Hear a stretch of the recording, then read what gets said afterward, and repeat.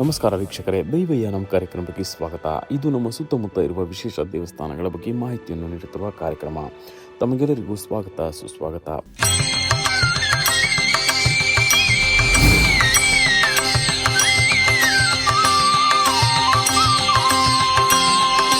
ಇಂದಿನ ಸಂಚಿಕೆಯಲ್ಲಿ ಬೆಂಗಳೂರಿನ ಪ್ರಮುಖ ಮತ್ತು ವಿಶೇಷವಾದ ದೇವಸ್ಥಾನದ ಬಗ್ಗೆ ತಿಳಿಸಲಿದ್ದೇವೆ. ಈ ದೇವಸ್ಥಾನ ಯಾವುದಕ್ಕೆ ಪ್ರಸಿದ್ಧ, ಇಲ್ಲಿನ ಶಕ್ತಿ ಏನು, ಈ ದೇವಸ್ಥಾನದ ರಹಸ್ಯಗಳೇನು, ಇಲ್ಲಿನ ನಿಗೂಢಗಳು ಏನು ಎಂಬುದನ್ನು ಕೂಡ ತಿಳಿಯೋಣ. ಈಗ ನಾವು ಹೇಳಲು ಹೊರಟಿರುವ ದೇವಸ್ಥಾನ ಅನೇಕ ವಿಶೇಷತೆಗಳಿಂದ ಕೂಡಿದೆ.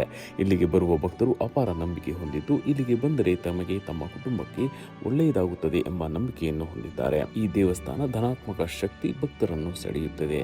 ಹಾಗಾದರೆ ಯಾವುದು ಈ ದೇವಸ್ಥಾನ, ತಿಳಿಯೋಣ ಬನ್ನಿ.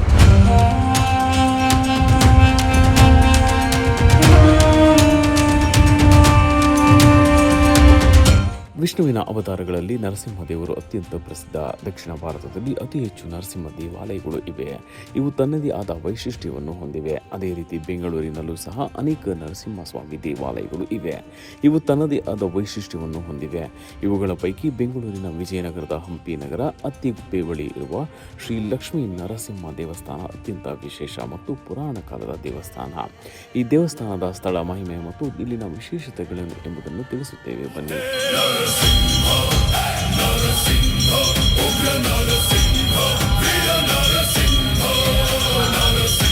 ಈ ಲಕ್ಷ್ಮೀ ನರಸಿಂಹ ದೇವಸ್ಥಾನ ಬಹಳ ಪುರಾತನ ದೇವಾಲಯವಾಗಿದ್ದು, ಹಲವರ ಪ್ರಕಾರ ಇದು ಮೈಸೂರಿನ ಅರಸರಾದ ಶ್ರೀ ಕೃಷ್ಣರಾಜ ಒಡೆಯರ ಕಾಲದ್ದಾಗಿದೆ ಎಂದು ಹೇಳಲಾಗುತ್ತಿದೆ. ಈ ದೇವಸ್ಥಾನದ ಸ್ಥಾಪನೆ ವರ್ಷ ಅಥವಾ ದಿನಾಂಕ ಇನ್ನೂ ಪತ್ತೆಯಾಗಿಲ್ಲ. ಆದರೆ ಬಹಳಷ್ಟು ಪುರಾತನ ದೇವಸ್ಥಾನ ಎಂಬುದು ನಂಬಿಕೆ. ದೇವಸ್ಥಾನ ವಿಶಾಲವಾಗಿದೆ. ಅಂದಿನ ಕಾಲದ ಕೆತ್ತನೆಗಳನ್ನು ಹೊಂದಿದೆ. ದೇವಸ್ಥಾನ ಮುಂಭಾಗದಲ್ಲಿ ಜಗಲಿಯ ಮೇಲೆ ಧ್ವಜಸ್ತಂಭ ಇದೆ. ಇದು ಒಂದು ರೀತಿಯಲ್ಲಿ ಹಳ್ಳಿಯ ವಾತಾವರಣ ನೆನಪಿಸುತ್ತದೆ. ಇಲ್ಲಿನ ಧ್ವಜಸ್ತಂಭ ಹಲವು ವಿಶೇಷತೆಗಳಿಂದ ಕೂಡಿದೆ.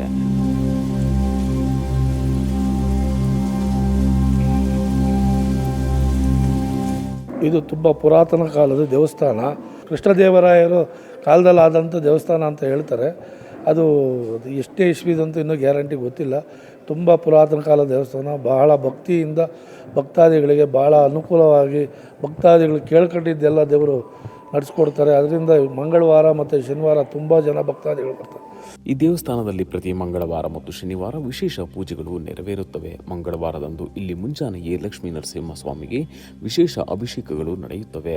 ಮುಂಜಾನೆಯೇ ಇಲ್ಲಿ ನೂರಾರು ಮಂದಿ ಭಕ್ತರು ನೆರೆದಿರುತ್ತಾರೆ. ಅಷ್ಟು ಬೆಳಗ್ಗೆ ದೇವರನ್ನು ನೋಡಲು ಬರುವ ಜನರು ಇನ್ನೂ ಇದ್ದಾರಾ ಎಂದು ಎನಿಸಿತು. ಯಾಕೆಂದರೆ ಇದು ಹೇಳಿ ಕೇಳಿ ಬೆಂಗಳೂರು, ಇಲ್ಲಿ ಎಲ್ಲವೂ ಫಾಸ್ಟ್. ಹೀಗಿರುವಾಗ ದೇವರಿಗೂ ಸಮಯ ನೀಡುತ್ತಿದ್ದಾರೆ, ಅದು ಪ್ರಾತಃ ಕಾಲದಲ್ಲಿ ಎಂಬುದು ಆಶ್ಚರ್ಯ ಎನಿಸಿತು. ಅದಕ್ಕಾಗಿ ಆಗಲೇ ನಾವು ಅಂದಿದ್ದು, ಇದು ನಗರದ ಹೃದಯ ಭಾಗದಲ್ಲಿ ಇದ್ದರೂ ಹಳ್ಳಿಯ ರೀತಿಯಲ್ಲಿ ಅನುಭವವಾಗುತ್ತದೆ ಎಂದು.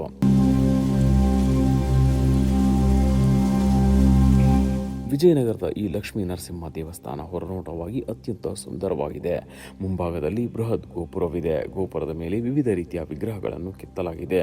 ಇದು ಬಹಳ ಪುರಾತನ ದೇವಾಲಯವಾದ್ದರಿಂದ ಇಲ್ಲಿನ ಮಹಿಮೆ ಎಲ್ಲರಿಗೂ ತಿಳಿದಿರುವ ಕಾರಣ ಹಿರಿಯರು, ಯುವಕರು, ಯುವತಿಯರು ಎಲ್ಲರೂ ಬರುತ್ತಾರೆ. ದೇವಸ್ಥಾನಕ್ಕೆ ಬರಲು ಮುಂಭಾಗದಲ್ಲೇ ಇರುವ ಧ್ವಜಸ್ತಂಭಕ್ಕೆ ಕೈ ಮುಗಿದು ಬರಬೇಕು. ಇಲ್ಲಿನ ದೇವರ ಶಕ್ತಿ ಅಪಾರ ಹಾಗೂ ಅನಂತವಾಗಿದೆ.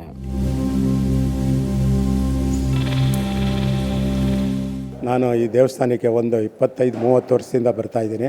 ಈ ದೇವಸ್ಥಾನಕ್ಕೆ ಬಂದ ಮೇಲೆ ನನಗೆ ತುಂಬ ಒಳ್ಳೆಯದಾಗಿದೆ. ಈ ನಮ್ಮಪ್ಪ ನರಸಿಂಹಸ್ವಾಮಿ ಎಲ್ರಿಗೂ ತುಂಬ ಒಳ್ಳೇದು ಮಾಡ್ತಾನೆ.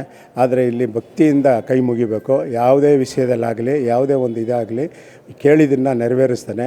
ಇಲ್ಲಿ ಜನ ಸಿಕ್ಕಾಪಟ್ಟೆ ಮಂಗಳವಾರ ಶನಿವಾರ ಸಿಕ್ಕಾಪಟ್ಟೆ ಜನ ಸೇರ್ತಾರೆ. ಈಗಾಗಲೇ ಹೇಳಿದಂತೆ ವಿಜಯನಗರದ ಈ ನರಸಿಂಹಸ್ವಾಮಿ ದೇವಸ್ಥಾನಕ್ಕೆ ಹಿರಿಯರು ಹೆಚ್ಚಾಗಿ ಬರುತ್ತಾರೆ. ಈ ದೇವಸ್ಥಾನಕ್ಕೆ ಕಳೆದ 25 ವರ್ಷಗಳಿಂದ ಬರುತ್ತಿರುವ ಈ ವ್ಯಕ್ತಿ ಹಲವು ಒಳಿತನ್ನು ಕಂಡಿದ್ದಾರೆ. ಇವರ ಮನೋ ಇಚ್ಛೆಗಳು ಎಲ್ಲವೂ ನೆರವೇರಿವೆಯಂತೆ. ಇಲ್ಲಿನ ದೇವರು ಅಪಾರ ಶಕ್ತಿಯನ್ನು ಹೊಂದಿದ್ದಾರೆ. ಏನೇ ಬೇಡಿಕೊಂಡರೂ ಭಕ್ತಿಯಿಂದ ಪೂಜೆ ನೆರವೇರಿಸಿದರೆ ಎಲ್ಲವೂ ಸಾಧ್ಯವಾಗಿಸುತ್ತಾನೆ ಈ ಲಕ್ಷ್ಮೀ ನರಸಿಂಹ ಸ್ವಾಮಿಯ ಶಕ್ತಿಯ ಬಗ್ಗೆ ತಿಳಿಸಿದ್ದಾರೆ ನೋಡಿ. ಬಹಳ ವರ್ಷಗಳಿಂದ ನಾವು ಈ ದೇವಸ್ಥಾನಕ್ಕೆ ಬರ್ತಾ ಇದ್ದೀವಿ. ಈ ದೇವಸ್ಥಾನ ಒಂದು ವಿಶೇಷ ಅಂತ ಹೇಳಿದ್ರೆ, ಅರ್ಚಕರು ಸಹ ಭಾಳ ಪ್ರೀತಿಯಿಂದ ದೇವರಿಗೆ ಪೂಜೆ ಮಾಡಿ ಭಕ್ತಾದಿಗಳನ್ನು ಸಹ ಭಾಳ ಪ್ರೀತಿಯಿಂದ ನೋಡ್ತಾರೆ. ಈ ದೇವಸ್ಥಾನದಲ್ಲಿ ಎಷ್ಟು ಜನ ಬಂದು ಏನೇನು ಪ್ರಾರ್ಥನೆ ಮಾಡಿದ್ರು ಅದನ್ನು ನೆರವೇರಿಸ್ತಕ್ಕಂಥ ಶಕ್ತಿ ಈ ಪರಮಾತ್ಮನಿಗಿದೆ. ಯಾಕೆಂದರೆ ಇದು ಬಹಳ ಯಾವುದೋ ಕಾಲದ ಪುರಾತನ ಕಾಲದಿಂದ ಪ್ರತಿಷ್ಠಾಪನೆ ಆಗಿರೋಂಥ ನರಸಿಂಹ ಇದು. ಈ ದೇವಸ್ಥಾನದ ಸ್ಥಳದ ಬಗ್ಗೆ ಮತ್ತು ದೇವಸ್ಥಾನದ ಮಹಿಮೆಯ ಬಗ್ಗೆ ಅನೇಕರು ತಮ್ಮ ಅಭಿಪ್ರಾಯಗಳನ್ನು ತಿಳಿಸಿದ್ದಾರೆ. ಅದರಲ್ಲೂ ವಿಶೇಷವಾಗಿ ಹಿರಿಯರೊಬ್ಬರು ಎತ್ತರದ ಗುಪ್ಪೆ ಅತ್ತಿಗುಪ್ಪೆ ಆಗಿ ಹೇಗೆ ಬದಲಾಯಿತು ಮತ್ತು ಅದರ ಹಿಂದಿನ ಇತಿಹಾಸ ಹಾಗೂ ಅಂದಿನ ಸಮಯಕ್ಕೆ ಈ ದೇವಸ್ಥಾನದ ಸ್ಥಿತಿ ಹೇಗಿತ್ತು ಎಂಬುದನ್ನು ಕೂಡ ತಿಳಿಸಿದ್ದಾರೆ. ಅತ್ತಿಗುಪ್ಪೆ ಅಂತ ಮೊದಲಿರಲಿಲ್ಲ, ಎತ್ತರದ ಕುಪ್ಪೆ ಅಂತ ಇತ್ತು. ಆಮೇಲೆ ಅತ್ತಿಗುಪ್ಪೆ ಆಯಿತು. ಪುರಾತನ ಕಾಲದ ದೇವಸ್ಥಾನ. ಆಮೇಲೆ ಇಂಪ್ರೂವ್ ಆಗಿದೆ. ಮೊದಲು ಮಂಟಪದ ಥರ ಇತ್ತು. ನಾವೆಲ್ಲ ಸಾಮಾನ್ಯವಾಗಿ ಇದ್ರ ಸೇವೆ ಮಾಡಿ ಈ ದೇವಸ್ಥಾನನ ಇಷ್ಟು ಅಭಿವೃದ್ಧಿ ಪಡಿಸೋಕ್ಕೆ ನಾವು ಶ್ರಮ ಬಿದ್ದಿದ್ದೀವಿ. ತುಂಬ ವಿಜೃಂಭಣೆಯಿಂದ ಪೂಜೆ ಪುನಸ್ಕಾರ ಎಲ್ಲ ನಡೀತಾ ಇರುತ್ತೆ. ತುಂಬ ಸ್ವಚ್ಛವಾಗಿಟ್ಟಿರ್ತಾರೆ. ಬಹಳ ಚೆನ್ನಾಗಿ ಪೂಜೆ ಪುನಸ್ಕಾರಗಳು ನಡೆಯುತ್ತೆ. ಅದರಲ್ಲೂ ಶನಿವಾರ ಮತ್ತು ಮಂಗಳವಾರಗಳು ವಿಶೇಷ ಸೇವೆಗಳು ನಡೀತಾ ಇರುತ್ತೆ. ಮತ್ತೊಬ್ಬರು ಹಿರಿಯರು ಕೊಪ್ಪಳದವರಾಗಿದ್ದರೂ ಸಹ ಹಲವಾರು ವರ್ಷಗಳಿಂದ ಇಲ್ಲಿಯೇ ನೆಲೆಸಿದ್ದು ಈ ಸ್ವಾಮಿಯೇ ತಮ್ಮನ್ನು ಇಲ್ಲಿಗೆ ಕರೆಸಿಕೊಂಡಿದ್ದಾನೆ ಎಂಬುದನ್ನು ಹೇಳುತ್ತಿದ್ದಾರೆ. ಪ್ರತಿ ವಾರವೂ ತಪ್ಪದೆ ಸ್ವಾಮಿಯನ್ನು ದರ್ಶಿಸಿ ಆಶೀರ್ವಾದ ಪಡೆದುಕೊಳ್ಳುತ್ತಾರಂತೆ. ಕೊಪ್ಪಳ ಜಿಲ್ಲಾ ಯಲಬುರ್ಗಾ ತಾಲೂಕಿನಾಗ ಕೊನಸಾಗರ. ಇಲ್ಲಿ ಬೆಂಗಳೂರಿಗೆ ಬಂದು 30 ವರ್ಷ ಆತ್ರಿ. ನಮ್ಮ ಮಕ್ಕಳು ಒಳ್ಳೇದಾಗಲಿ ಅಂತನ ಬೇಡ್ಕೊಂಡು ಬರ್ತೀವಿ ರೀ. ಹೀಗಾಗಿ ಅಲ್ಲಿ ಭಾಳ ದಿವಸ ಆತ್ರಿ, ವಾರಕ್ಕೊಂದು ಬರ್ತೀವಿ ರೀ. ಮತ್ತೊಬ್ಬ ವ್ಯಕ್ತಿ ಈ ದೇವಸ್ಥಾನದ ಇತಿಹಾಸ, ಇಲ್ಲಿ ನಡೆಯುವ ಪೂಜೆ ಪುನಸ್ಕಾರ ಹಾಗೂ ಲಕ್ಷ್ಮೀ ನರಸಿಂಹ ದೇವರು ಮಾಡುವ ಅನುಗ್ರಹ, ಇಲ್ಲಿ ಭಕ್ತಿ ಪೂರ್ವಕ ಪೂಜೆಯಿಂದ ಯಾವೆಲ್ಲ ಕಾರ್ಯಗಳು ಸಿದ್ಧಿಯಾಗುತ್ತವೆ ಎಂಬುದನ್ನು ತಿಳಿಸಿದ್ದಾರೆ ಹಾಗೂ ತಮ್ಮ ಸ್ವಂತ ಅನುಭವವನ್ನು ತಿಳಿಸಿದ್ದಾರೆ. ಕೇಳಿ. ಬೆಂಗಳೂರಲ್ಲೇ ಇದು ತುಂಬ ಪುರಾತನವಾಗಿದೆ. ಸಾಮೂಹಿಕ ಕಲ್ಯಾಣೋತ್ಸವ ಮಾಡ್ತಾರೆ. ಇಲ್ಲಿ ಸಾಮೂಹಿಕ ಕಲ್ಯಾಣೋತ್ಸವ ಮಾಡಿದ್ರೆ ಮದುವೆ ಆಗೋದಾಗಲಿ, ಇಲ್ಲ ಮನೆ ಕಟ್ಟೋದಾಗಲಿ, ಇಲ್ಲ ಸೈಟ್ ತೊಗೊಳ್ಳೋದೇ ಆಗಲಿ, ಏನಾದರೂ ಸರಿ ಈ ಲಕ್ಷ್ಮೀ ನರಸಿಂಹ ಸ್ವಾಮಿ ತುಂಬ ನೆರವೇರಿಸ್ತಾರೆ. ಏನೇ ಕೇಳಿದ್ರು, ಏನೇ ಮಾಡಿದ್ರು, ಮಕ್ಕಳಿಗಾಗಲಿ ಪ್ರಮೋಷನ್ ಆಗಲಿ. ಇವಾಗ ನನಗೂ ಪ್ರಮೋಷನ್ ಇರಲಿಲ್ಲ. ಅವಾಗ ಇಲ್ಲಿ ಬಂದು ಪ್ರಮೋಷನ್ಗೆ ಒಂದು ಕೇಳಿಕೊಂಡೆ, ಪ್ರಮೋಷನ್ ಆಗ್ತು. ಯಾರೋ ಹಿಂಗೆ ಕೇಳಿದ್ರು, ಒಂದು ಸೌತೆಕಾಯಿ ದಾನ ಕೊಡಿ ಅಂತ.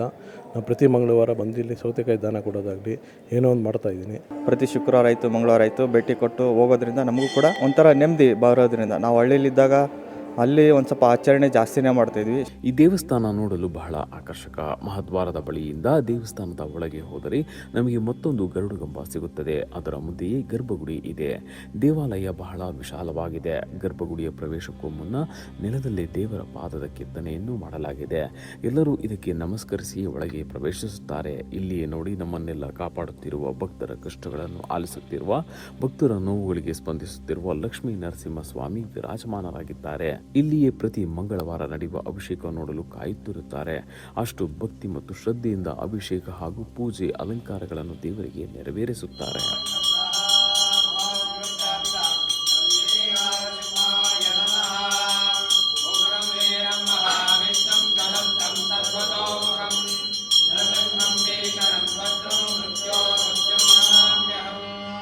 ಈ ಲಕ್ಷ್ಮೀ ನರಸಿಂಹಸ್ವಾಮಿ ದೇವಸ್ಥಾನ ತುಂಬ ಪುರಾತನವಾದದ್ದು.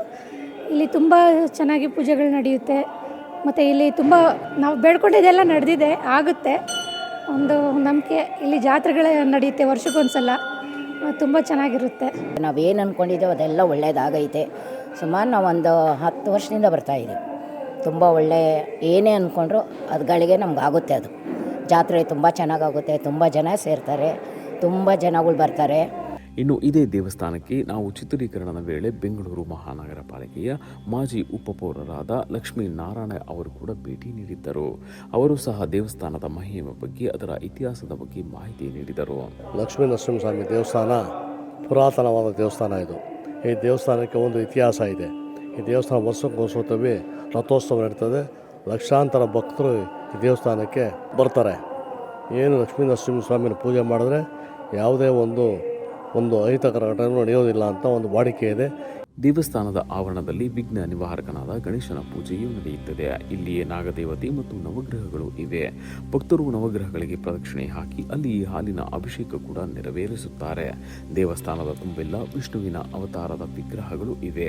ಎಲ್ಲವೂ ಒಂದಲ್ಲ ಒಂದು ನಂಬಿಕೆ ಮತ್ತು ಕೋರಿಕೆಗಳನ್ನು ಆಧರಿಸಿ ಭಕ್ತಿಪೂರ್ವಕ ಮತ್ತು ನಂಬಿಕೆ ಪೂರ್ವಕ ಕಾರ್ಯಗಳೇ ಆಗಿರುತ್ತವೆ. ಇಲ್ಲಿನ ಅಭಿಷೇಕ, ಪೂಜೆ ಮತ್ತು ಜಾತ್ರೆಗಳ ಬಗ್ಗೆ ಸಾಕಷ್ಟು ಜನರು ಹೇಳಿದ್ದಾರೆ. ಅದಲ್ಲದೆ ಇಲ್ಲಿಗೆ ಬಂದರೆ ಅದೊಂದು ಕಾರ್ಯ ಮಾಡುವುದರಿಂದ ತಮ್ಮ ಕಾರ್ಯಗಳು ನೆರವೇರುತ್ತವೆ ಅಂತ ಹೀಗೆಂದು ಭಕ್ತರೊಬ್ಬರು ತಮ್ಮ ಅಭಿಪ್ರಾಯ ತಿಳಿಸಿದ್ದಾರೆ. 15-20 ಇಯರ್ಸಿಂದ ಬರ್ತಾ ಇದ್ದೀನಿ. ತುಂಬ ಪವರ್ಫುಲ್ ಅನಿಸುತ್ತೆ ನನಗೆ ಇಲ್ಲಿ ಟೆಂಪಲ್ಗೆ ಬರೋದು. ಮೋರೋವರ್ ನನಗೆ ತುಂಬ ಪೀಸ್ಫುಲ್ ಅನಿಸುತ್ತೆ ಇಲ್ಲಿ ಬರೋದು. ಸೊ ನಾನು ಈಗ ಬೆಲ್ಲದ ದೀಪ ಹಚ್ತಾ ಇದ್ದೆ ಫಾರ್ ದ ಪಾಸ್ಟ್ 5 ವೀಕ್ಸ್.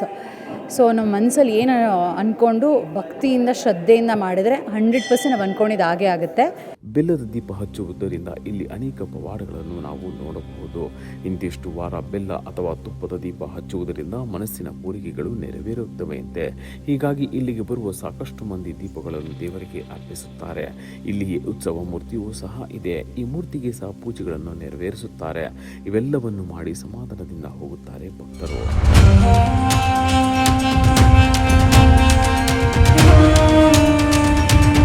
ಮಂಗಳವಾರದಂದು ಭಕ್ತರು ಅಪಾರ ಸಂಖ್ಯೆಯಲ್ಲಿ ಬಂದು ನೆರೆದಿರುತ್ತಾರೆ. ವಿವಿಧ ಪೂಜೆಗಳಲ್ಲಿ ಭಾಗವಹಿಸುತ್ತಾರೆ. ಇಲ್ಲಿ ಪ್ರಸಾದದ ವ್ಯವಸ್ಥೆಯೂ ಇರುತ್ತದೆ. ಇಲ್ಲಿ ಬಂದು ಪೂಜೆ ಮಾಡಿದರೆ ಎಲ್ಲ ಕಷ್ಟ ಕಾರ್ಪಣ್ಯಗಳು ಕಡಿಮೆಯಾಗಿ ಸಂತೋಷವನ್ನು ಆ ಲಕ್ಷ್ಮೀ ನರಸಿಂಹಸ್ವಾಮಿ ಎಲ್ಲರಿಗೂ ಅನುಗ್ರಹಿಸುತ್ತಾನೆ. ವರ್ಷದಲ್ಲಿ ಒಮ್ಮೆ ಅಖಂಡ ಪೂಜೆ ನಡೆಯುತ್ತದೆ. ಅಂದು ರಾಜ್ಯದ ಆಗು ಹೋಗು, ಆಯವ್ಯಯ, ಮಳೆ ಬೆಳೆ, ರಾಜ್ಯದ ಭವಿಷ್ಯದ ಬಗ್ಗೆ ಇದೇ ದೇವಸ್ಥಾನದ ಮುಂದೆ ಇರುವ ಗರುಡ ಗಂಬದ ಮೇಲೆ ಕುಳಿತು ಹೇಳುತ್ತಾರೆ. ಇದು ಇಲ್ಲಿನ ಮತ್ತೊಂದು ವಿಶೇಷ. ಬಹುಶಃ ಇದು ಇತರ ಯಾವುದೇ ದೇವಸ್ಥಾನಗಳಲ್ಲಿ ನಡೆಯುವುದಿಲ್ಲ. ಹೋಲಿ ಹುಣ್ಣಿಮೆ ದಿವಸ ವಿಶೇಷ ಏನಂದರೆ ದೇವ್ರದ್ದು ಒಂದು ರಥೋತ್ಸವ ಆಗುತ್ತೆ. ರಾತ್ರಿ ಹೂವಿನ ಪಾಲಕ್ಕಿ, ಮಣೆ ಸೇವೆ, ಬಾಯಿ ಬೀಗ, ಆರತಿ ಇವೆಲ್ಲ ನಡೆಯುತ್ತೆ. ಇದೆಲ್ಲ ನಡೆದಂಥ ನಂತರ ಬೆಳಗಿನ ಜಾವ ಅಖಂಡ ಸೇವೆ ಆಗುತ್ತೆ. ಅಖಂಡ ಸೇವೆ ಅಂದರೆ ಮುಂದೆಗಡೆ ಗರುಡಗಂಬದ ಮೇಲೆ ಹಾಕ್ತಾರೆ. ಹಾಕಿದಾಗ ಅದ್ರ ಮೇಲೆ ನಿಂತ್ಕೊಂಡು ವಾಗ್ದಾನ ಮಾಡ್ತಾರೆ. ಮಳೆ ಯಾವಾಗ ಹೋಯ್ತೆ, ಬೆಳೆ ಯಾವಾಗ, ಕ್ಷೇಮ, ಆರ್ಥಿಕ ಪರಿಸ್ಥಿತಿ, ಪ್ರಜೆಗಳಿಗೆ, ಪ್ರಾಣಿಗಳಿಗೆ, ಗ್ರಾಮಕ್ಕೆ ಏನು ಅಂತ ಎಲ್ಲ ಅವರು ವಾಗ್ದಾನ ಮಾಡ್ತಾರೆ. ಕಷ್ಟ ಅಂತ ಹೇಳ್ತಾರೆ, ಆಗುವಂಥದ್ದನ್ನ ಆಗೈತೆ ಅಂತ ಹೇಳ್ತಾರೆ. ಇದು ಈ ದೇವಸ್ಥಾನದ ವಿಶೇಷತೆ. ಈ ಪುರಾತನ ಕಾಲದಲ್ಲಿ ಮಾಡಿದಂತಹ ಏನು ಕಾರ್ಯಗಳು, ಧರ್ಮ ಕಾರ್ಯಗಳು ಏನು ಬಿಡ್ತದೆ, ಅದನ್ನು ಇವತ್ತು ಸಹ ಚಾಚು ತಪ್ಪದೆ ಪ್ರತಿ ಕಾಮನ ಹೋಳಿ ಹಬ್ಬದ ದಿವಸ ಜಾತ್ರೆಯನ್ನು ಮಹಾರಥೋತ್ಸವ ಹಾಗೂ ಇದಕ್ಕೆ ಸಂಬಂಧಪಟ್ಟಂಗೆ ಪೌರ್ಣಿಮೆಯ ಮಾರನೇ ಬೆಳಗ್ಗೆ 5 ಗಂಟೆಗೆ ನಮ್ಮ ಅಖಂಡ ದೀಪ ಸೇವೆ ಉತ್ಸವವನ್ನು ಮಾಡ್ತೀವಿ. ಅದಲ್ಲದೆ ದಿನನಿತ್ಯದ ಜಾತ್ರೆ ರಥೋತ್ಸವದ ಹಿಂದೆ 4 ದಿನ, ಜಾತ್ರೆ ಆದಮೇಲೆ 4 ದಿನ ಉತ್ಸವಗಳನ್ನು ಭಾಳ ವಿಶೇಷವಾಗಿ ಮಾಡ್ತೀವಿ. ನೋಡಿದ್ರಲ್ಲ ವೀಕ್ಷಕರೇ, ಲಕ್ಷ್ಮೀ ನರಸಿಂಹಸ್ವಾಮಿ ದೇವರ ಮಹಿಮೆಯನ್ನು. ನೀವು ಇಲ್ಲಿಗೆ ಭೇಟಿ ನೀಡಿ ನರಸಿಂಹದೇವರ ಅನುಗ್ರಹವನ್ನು ಪಡೆಯಿರಿ. ಮುಂದಿನ ಬಾರಿ ಮತ್ತೊಂದು ವಿಶೇಷ ದೇವಸ್ಥಾನದೊಂದಿಗೆ ನಿಮ್ಮನ್ನು ಭೇಟಿ ಮಾಡ್ತೀವಿ. ಅಲ್ಲಿಯವರೆಗೂ ನಮಸ್ಕಾರ. ಇದೇ ರೀತಿ ನಿಮ್ಮ ಊರು ಗ್ರಾಮದಲ್ಲಿ ವಿಶೇಷ ಮಹಿಮಾನ್ವಿತ ದೇವಸ್ಥಾನಗಳು ಇದ್ದರೆ ನಮ್ಮನ್ನು ಸಂಪರ್ಕಿಸಿ. ನಾವು ಅದನ್ನು ಚಿತ್ರೀಕರಿಸಿ ಪ್ರಸಾರ ಮಾಡುತ್ತೇವೆ. ಮೊಬೈಲ್ ಸಂಖ್ಯೆ 7411372555.